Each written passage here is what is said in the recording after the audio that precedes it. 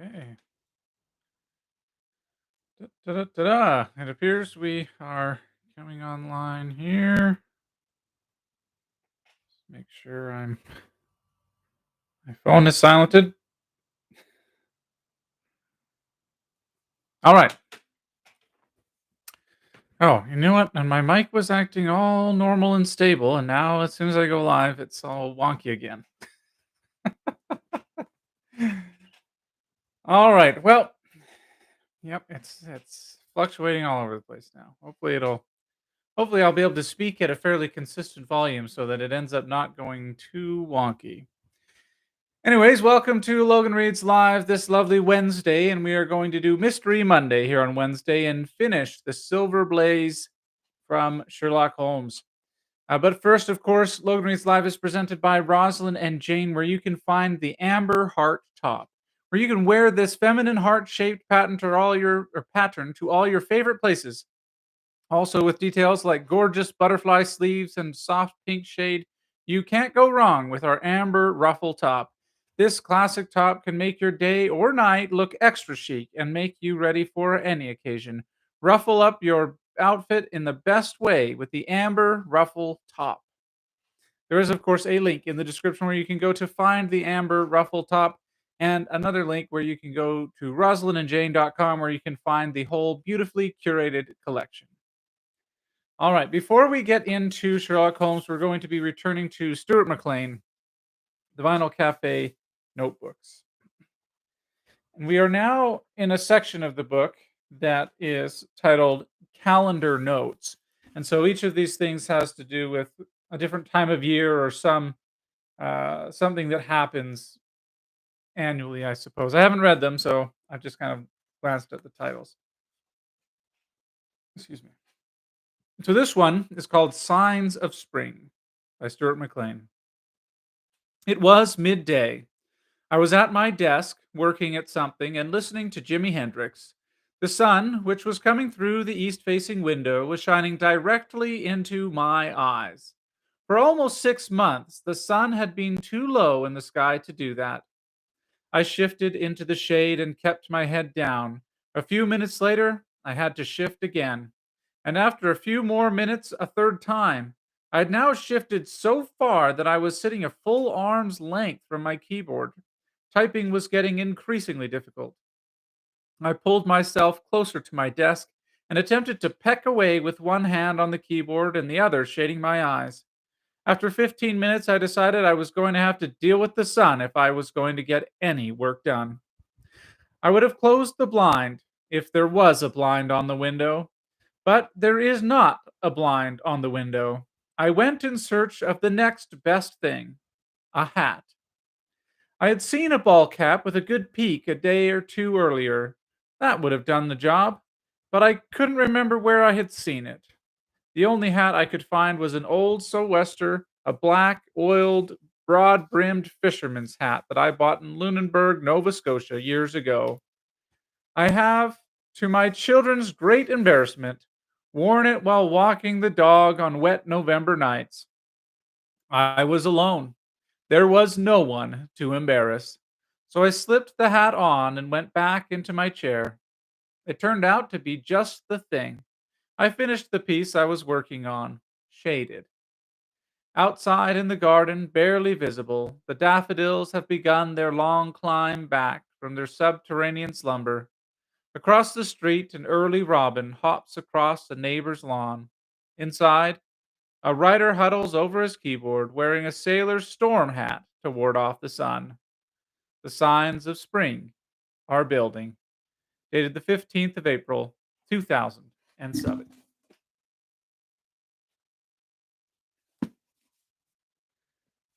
All right. The In this room, there's a window right there, just barely out of frame, and that can be a bit of a nuisance. And I've put a big piece of cardboard over a section of it so that I don't get that sun right on me while I'm trying to do this. All right. Well, it is time now for the feature presentation of Logan Reads Live Mystery Monday this lovely Wednesday. We are going to read the second half of The Adventure of Silver Blaze. I believe it. I'm just gonna, yeah. It's just The Adventure of Silver Blaze by Arthur Conan Doyle. All right. I think I didn't mark exactly where it's kind of in the middle of the page here somewhere. So, just a reminder, there's a lady who just come in to where Sherlock Holmes and the others were, and Sherlock Holmes said that he recognized the woman, but the woman claims that she did not. She had never met him. That and the place where he claimed that he had seen her, she said she wasn't there. Of course, this is also the story where um, there's a horse that's missing, and the horse trainer is dead. He was found with a smashed in head and a small cut as well. All right.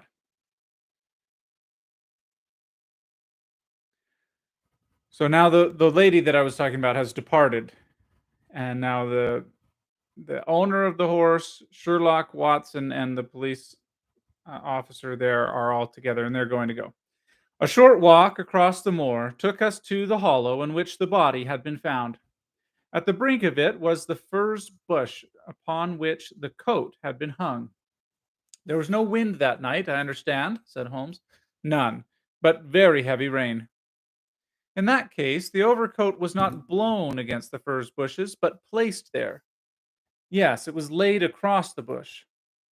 You fill me with interest. I perceive that the ground has been trampled up a good deal. No doubt many feet have been there since Monday night. A piece of matting has been laid here at the side, and we have all stood upon that. Excellent. In this bag I have one of the boots which Straker wore, one of Fitzroy Simpson's shoes, and a cast horseshoe of silver blaze. My dear inspector, you surpass yourself. Holmes took the bag, and descending into the hollow, he pushed the matting into a more central position. Then, stretching himself upon his face and leaning his chin upon his hands, he made a careful study of the trampled mud in front of him. Hulloa, said he, suddenly. What's this? It was a wax vesta, half burned, which was so coated with mud that it looked at first like a little chip of wood. I cannot think how I came to overlook it, said the inspector, with an expression of annoyance. It was invisible, buried in the mud. I only saw it because I was looking for it. What, you expected to find it? I thought it not unlikely. He took the boots from the bag and compared the impressions on each of them with the marks upon the ground. Then he clambered up to the rim of the hollow and crawled about among the ferns and bushes. I am afraid that there are no more tracks, said the inspector. I have examined the ground very carefully for 100 yards in each direction. Indeed, said Holmes, rising. I should not have the impertinence to do it again after what you say, but I should like to take a little walk over the moor before it grows dark, that I may know my ground tomorrow, and I think that I shall put this horseshoe into my pocket for luck. Colonel Ross, who had shown some signs of impatience at my companion's quiet and systematic method of work, glanced at his watch. I wish you would come back with me, Inspector, said he. There are several points on which I should like your advice, and especially as to whether we do not owe it to the public to remove our horse's name from the entries for the cup. Certainly not, cried Holmes with decision. I should let the name stand. The colonel bowed. I am very glad to have had your opinion, sir, said he. You will find us at poor Straker's house when you have finished your walk, and we can drive together into Tavistock. He turned back with the inspector, while Holmes and I walked slowly across the moor. The sun was beginning to sink behind the stables at Mapleton, and the long sloping plain in front of us was tinged with gold, deepening into rich, ruddy brown, where the faded ferns and brambles caught the evening light. But the glories of the landscape were all wasted upon my companion, who was sunk in the deepest thought. It's this way, Watson, he said at last. We may leave the question of who killed John Straker for the instant, and confine ourselves to finding out what has become of the horse. Now, supposing that he broke away during or after the tragedy, where could he have gone to? The horse is a very gregarious creature. If left to himself, his instincts would have been either to return to King's Pyland or go over to Mapleton. Why should he run wild upon the moor? He would surely have been seen by now. And why should gypsies kidnap him? These people always clear out when they hear of trouble, for they do not wish to be pestered by the police. They could not hope to sell such a horse. They would run great risk and gain nothing by taking him. Surely that is clear. Where is he then? I have already said that he must have gone to King's Pyland or to Mapleton. He is not at King's Pyland, therefore he is at Mapleton. Let us take that as a working hypothesis and see what it leads us to. This part of the moor, as the inspector remarked, is very hard and dry, but it falls away towards Mapleton, and you can see from here that there is a long hollow over yonder, which must have been very wet on Monday night. If our supposition is correct, then the horse must have crossed that, and there is the point where we should look for his tracks. He had been walking briskly during this conversation, and a few more minutes brought us to the hollow in question.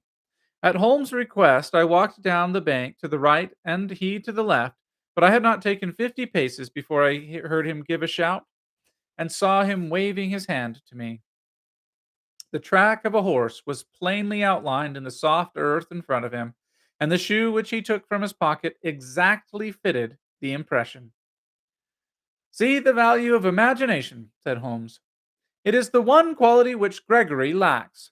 We imagined what might have happened, acted upon the supposition, and find ourselves justified. Let us proceed. We crossed the marshy bottom and passed over a quarter of a mile of dry, hard turf. Again the ground sloped, and again we came on the tracks. Then we lost them for a half a mile, but only to pick them up once more quite close to Mapleton.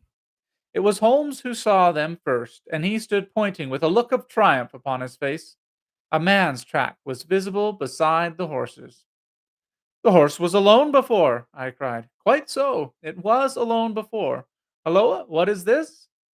The double track turned sharp off and that took the direction of King's Pyland. Holmes whistled, and we both followed along after it. His eyes were on the trail, but I happened to look a little to one side and saw to my surprise the same tracks coming back again in the opposite direction. One for you, Watson, said Holmes when I pointed it out. You have saved us a long walk, which would have brought us back to our own traces. Let us follow the return track. We had not to go far. It ended at the paving of asphalt which led up to the gates of the Mapleton stables. As we approached, a groom ran out of them. We don't want any loiterers about here, said he. I only wish to ask a question, said Holmes, with his finger and thumb in his waistcoat pocket. Should I be too early to see your master, Mr. Silas Brown, if I were to call at 5 o'clock tomorrow morning? Bless you, sir, if anyone is about, he will be, for he is always first stirring. But here he is, sir, to answer your questions for himself. No, sir, no. It's as much as my place is worth to let him see me touch your money afterwards, if you like. As Sherlock Holmes replaced the half crown which he had drawn from his pocket, a fierce looking elderly man strode out from the gate with a hunting crop swinging it in his hand. What's this, Dawson? He cried. No gossiping. Go about your business. And you, what the devil do you want here? 10 minutes talk with you, my good sir, said Holmes in the sweetest of voices. I've no time to talk with every gadabout. We want no strangers here. Be off, or you may find a dog at your heels. Holmes leaned forward and whispered something in the trainer's ear. He started violently and flushed to the temples. It's a lie, he shouted. An infernal lie. Very good. Shall we argue about it here in public or talk it over in your parlor? Oh, come in if you wish to. Holmes smiled. I shall not keep you more than a few minutes, Watson, he said. Now, Mr. Brown, I am quite at your disposal. It was quite 20 minutes, and the reds had all faded into grays before Holmes and the trainer reappeared. Never had I seen such a change as had been brought about in Silas Brown in that short time. His face was ashy pale, beads of perspiration shone about his brow, and his hands shook until the hunting crop wagged like a branch in the wind. His bullying, overbearing manner was all gone too, and he cringed along at my companion's side like a dog with his master. Your instructions will be done. It shall be done, said he. There must be no mistake, said Holmes, looking round at him. The other winced as he read the menace in his eyes. "Oh, no, there shall be no mistake. It shall be there. Should I change it first or not?" Holmes thought a little, then burst out laughing. "No, don't," said he. "I shall write to you about it. No tricks now, or— Oh, you can trust me. You can trust me." "Yes, I think I can. Well, you shall hear from me tomorrow." He turned upon his heel, disregarding the trembling hand which the other held out to him, and we set out off for King's Pyland. "A more perfect compound of the bully, coward, and sneak than Master Silas Brown I have seldom met with," remarked Holmes as we trudged along together. "He has the horse, then?" He tried to bluster out of it, but I described to him so exactly what actions had been upon that morning that he is convinced that I was watching him. Of course, you observed the peculiarly square toes in the impressions, and that his own boots exactly corresponded to them. Again, of course, no subordinate would have dared to have done such a thing. I described to him how, when, according to his custom, he was the first down, he perceived a strange horse wandering over the moor. How he went out to it, and his astonishment at recognizing from the white forehead which has given the favorite its name, that chance had put in his power the only horse which could beat the one upon which he had put his money. Then I described how his first impulse had been to lead him back to King's Pyland, and how the devil had shown him how he could hide the horse until the race was over, and how he had led it back and concealed it at Mapleton. When I told him every detail, he gave it up, and thought only of saving his own skin. But his stables had been searched. Oh, and an old horse faker like him has many a dodge. But are you not afraid to leave the horse in his power now, since he has every interest in injuring it? My dear fellow, he will guard it as the apple of his eye. He knows that his only hope of mercy is to produce it safe. Colonel Ross did not impress me as a man who would be likely to show much mercy in any case. The matter does not rest with Colonel Ross. I follow my own methods and tell as much or as little as I choose. That is the advantage of being unofficial. I don't know whether you observed it, Watson, but the Colonel's manner has been just a trifle cavalier to me. I'm inclined now to have a little amusement at his expense. Say nothing to him about the horse. Certainly not without your permission. And of course, this is all quite a minor point compared to the question of who killed John Straker, and you will devote yourself to that. On the contrary, we both go back to London by the night train. I was thunderstruck by my friend's words. We had only been a few hours in Devonshire, and that he should give up the investigation which he had begun so brilliantly was quite incomprehensible to me. Not a word more could I draw from him until we were back at the trainer's house. The colonel and the inspector were awaiting us in the parlor. "My friend and I returned to town by the midnight express," said Holmes. "We have had a charming little breath of your beautiful Dartmoor air." The inspector opened his eyes, and the colonel's lip curled into a sneer. "So you despair of arresting the murderer of poor Straker?" said he. Holmes shrugged his shoulders. "There are certainly grave difficulties in the way," said he. "I have every hope, however, that your horse will start upon Tuesday, and I beg that you will have your jockey in readiness. Might I ask for a photograph of Mr. John Straker?" The inspector took one from an envelope in his pocket and handed it to him. "My dear Gregory, you anticipate all my wants. If I might ask you to wait here for an instant, I have a question which I should like to put to the maid." "I must say that I am rather disappointed in our London consultant," said Colonel Ross bluntly as my friend left the room. "I do not see that we are any further than when he came."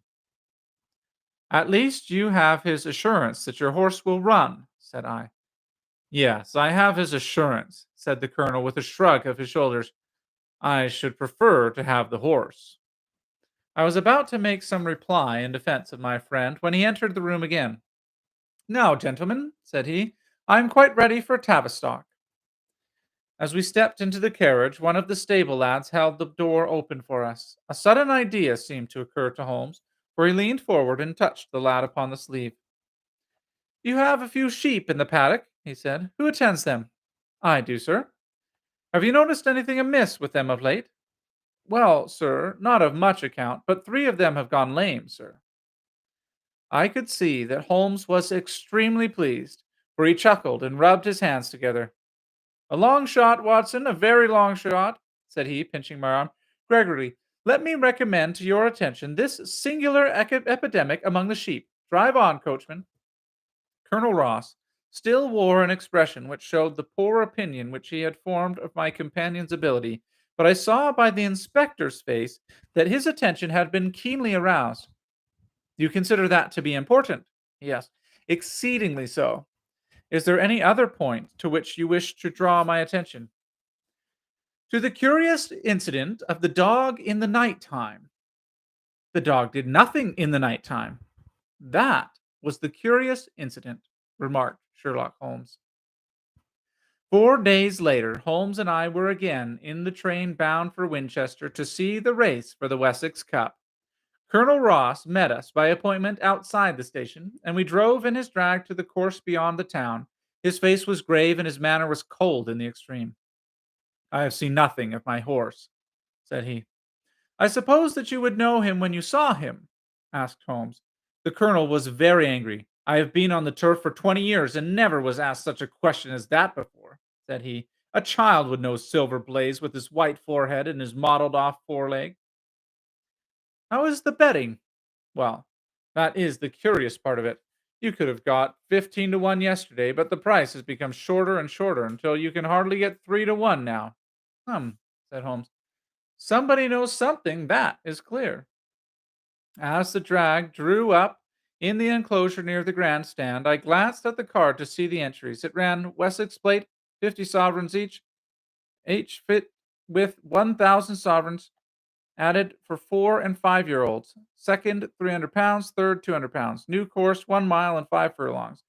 First, Mr. Heath Newton's The Negro, red cap, cinnamon jacket. 2, Colonel Wardlaw's Pugilist, pink cap, blue and black jacket. 3, Lord Backwater's Despereaux, yellow cap and sleeves. Colonel Ross's Silver Blaze, black cap, red jacket. Duke of Balmoral's Iris, yellow and black stripes.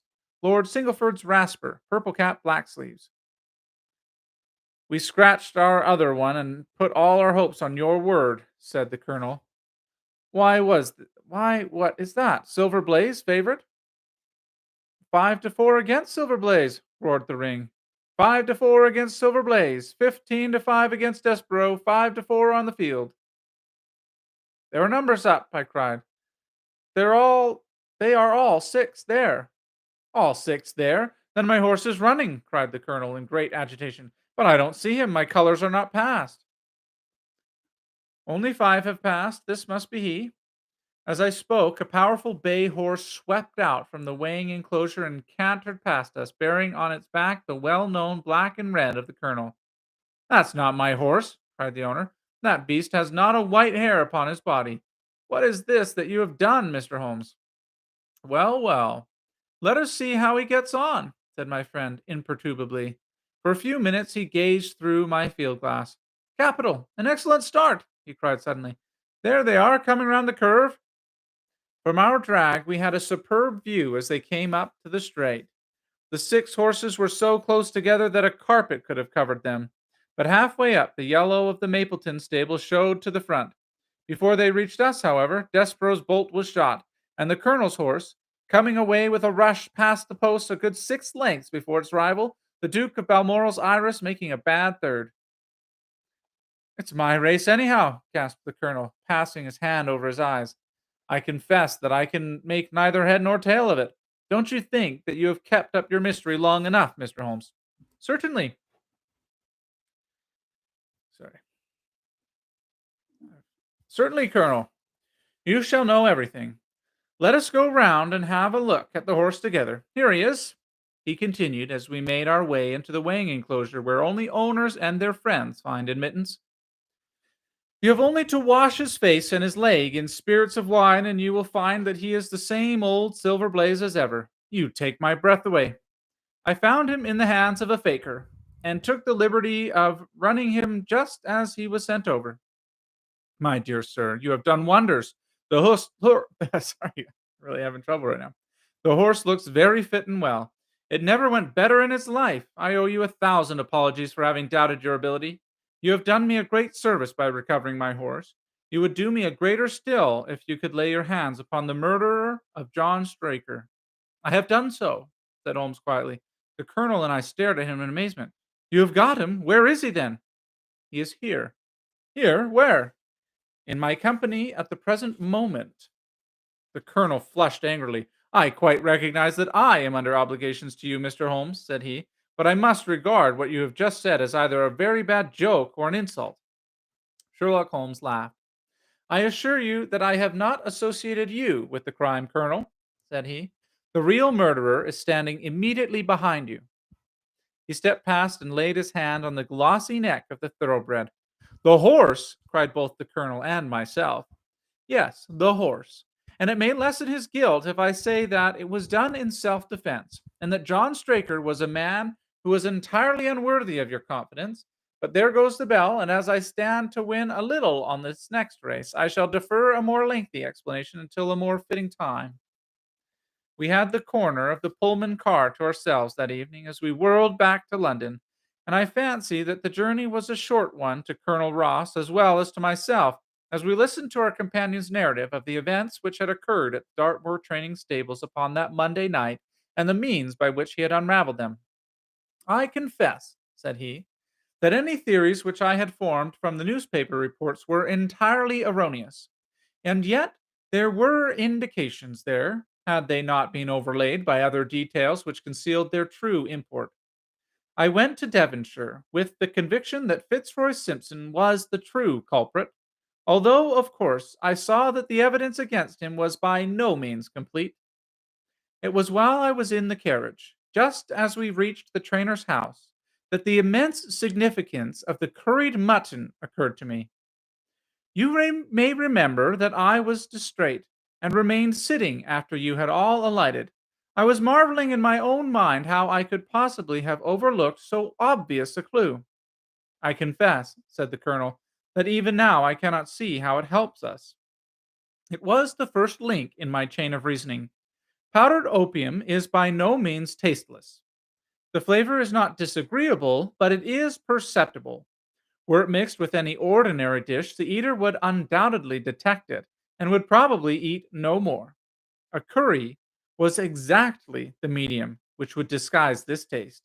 By no possible supposition could this stranger, Fitzroy Simpson, have caused curry to be served in the trainer's family that night, and it is surely too monstrous a coincidence to suppose that he had happened to come along with powdered opium upon the very night when a dish happened to be served which would disguise the flavor. That is unthinkable. Therefore, Simpson becomes eliminated from the case, and our attention centers upon Straker and his wife, the only two people who could have chosen curried mutton for supper that night. The opium was added after the dish was set aside for the stable boy, for the others had the same supper with no ill effects. Which of them, then, had access to that dish without the maid seeing them? Before deciding that question, I had grasped the significance of the silence of the dog. For one true inference invariably suggests others. The Simpson incident had shown me that a dog was kept in the stables, and yet, though someone had been in and had fetched out a horse, he had not barked enough to arouse the two lads in the loft. Obviously, the midnight visitor was someone whom the dog knew well. I was already convinced, or almost convinced, that John Straker went down to the stables in the dead of the night and took out Silver Blaze. For what purpose? For a dishonest one, obviously, or why should he drug his own stable boy? And yet, I was at a loss to know why. There have been cases, before now, where trainers have made sure of great sums of money by laying against their own horses, through agents, and then preventing them from winning by fraud. Sometimes it is a pulling jockey. Sometimes it is surer and subtler means. What was it here? I hoped that the contents of his pockets might have helped me to form a conclusion. And they did so. You cannot have forgotten the singular knife which was found in the dead man's hand, a knife which certainly no sane man would choose for a weapon. It was, as Dr. Watson told us, a form of knife which is used for the most delicate operations known in surgery. and it was to be used for a delicate operation that night. You must know, with your wide experience on turf matters, Colonel Ross, that it is possible to make a slight nick upon the tendons of a horse's hand, and to do it subcutaneously so as to leave absolutely no trace. A horse so treated would develop a slight lameness which would be put down to a strain in exercise or a touch of rheumatism, but never to foul play. Villain, scoundrel! Cried the colonel. We have here the explanation of why John Straker wished to take the horse out to the moor. So spirited creature would have certainly roused the soundest of sleepers when it felt the prick of the knife. It was absolutely necessary to do it in the open air. I have been blind, cried the colonel. Of course, that was why he needed the candle and struck the match. Undoubtedly. But in examining his belongings, it was fortunate enough to discover not only the method of the crime, but even its motives. As a man of the world, Colonel, you know that men do not carry other people's bills about in their pockets. We have most of us quite enough to do to settle our own. I at once concluded that Straker was leading a double life and keeping a second establishment. The nature of the bill showed that there was a lady in that case, and one who had expensive tastes. Liberal as you are with your servants, one hardly expects that they can buy 20-guinea walking dresses for their women. I questioned Mrs. Straker as to the dress without her knowing it, and having satisfied myself that it had never reached her, I made a note of the milliner's address and felt that by calling there with Straker's photograph, I could easily dispose of the mythical Derbyshire. From that time on, all was plain. Straker had sorry, Straker had led out the horse to a hollow where his light would be invisible. Simpson, in his flight, had dropped his cravat, and Straker had picked it up with some idea, perhaps, that he might use it in securing the horse's leg. Once in the hollow, he had got behind the horse and had struck the light, but the creature, frightened at the sudden glare and with the strange instinct of animals feeling that some mischief was intended, had lashed out, and the steel shoe struck Straker full in the forehead. He had already, in spite of the rain, taken off his overcoat in order to do his delicate task, and so, as he fell, his knife gashed his thigh. Do I make it clear? Wonderful! Cried the colonel. Wonderful! You might have been there. My final shot was, I confess, a very long one. It struck me that so astute a man as Straker would not undertake this delicate tendon nicking without a little practice. What could he practice on? My eyes fell upon the sheep, and I asked a question which, rather to my surprise, showed that my surmise was correct. You have made it perfectly clear, Mr. Holmes. When I returned to London, I called upon the milliner, who at once recognized Straker as an excellent customer of the name of Derbyshire, who had a very dashing wife with a strong partiality for expensive dresses. I have no doubt that this woman had plunged him over head and ears in debt, and so led him into this miserable plot. You've explained all but one thing, cried the colonel. Where was the horse? Ah, it bolted and was cared for by one of your neighbors. We must have an amnesty in that direction, I think. This is Clapham Junction, if I am not mistaken, and we shall be in Victoria in less than 10 minutes. If you care to smoke a cigar in our rooms, Colonel, I shall be happy to give you any other details which might interest you.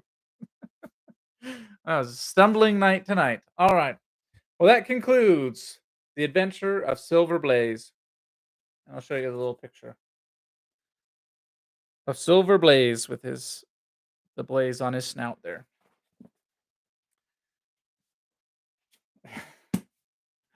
All right. Well, thank you so much for coming and listening and watching Logan Reads Live this lovely Wednesday, which of course is brought to you by Rosalind and Jane, where you can find the amber heart top.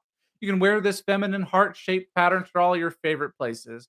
Also, with details like its gorgeous butterfly sleeves and soft pink shade, you can't go wrong with our amber ruffle top. This classic top can make your day or night look extra chic and make you ready for any occasion. Ruffle up your outfit in the best way with the amber ruffle top. There's a link in the description, of course, where you can go to find that. Also, a link for rosalindandjane.com where you can find the whole beautifully curated collection. Thank you so much. You have a lovely night, and we shall return tomorrow. Bye for now.